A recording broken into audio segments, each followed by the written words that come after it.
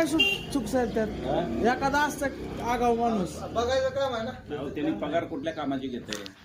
गाडी जेवढे प्रवासी आहेत तेवढ्यांचे तिकीट घ्यायचं पैसे घ्यायचे आल्यानंतर ते त्याच्या कामात हलगर्जीपणा झाला का नाही? हो बरोबर इन्क्रीमेंटवर परिणाम डायरेक्ट आगाव किती बी असू दे त्याचा पर्याय त्याला असतेच त्याच्याबरोबर.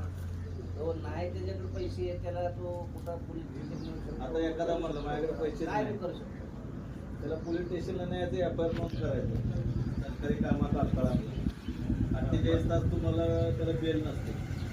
48 तास बेल नसते म्हणजे याचा अर्थ काय?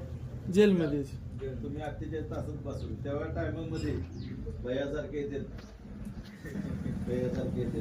बायकोचं राग तिकडं एखादी बाई बोलली, बायको बोलली, कोणता रस्त्यात काय तर घटना घडली, ती येतं तिकडं 2 चापटा मारतात. सणाज तिकीट काढत नाही बाळा, हा 2 घेते डिपार्टमेंटवर. मग तुला तिथनं 48 तासानंतर तुला घरी जायचं असलं दंड भरायचा काय पडलं ते तर दंड भरावंच लागतंय. आणि तुला 48 तासात जेलमध्ये ठेवलं त्याची फी भरावं लागते. ते सोडायचे म्हणते एवढं झालं बाबा तुझे 5,000 रुपये दे म्हणते. नाही पैसे नाही त्याला परत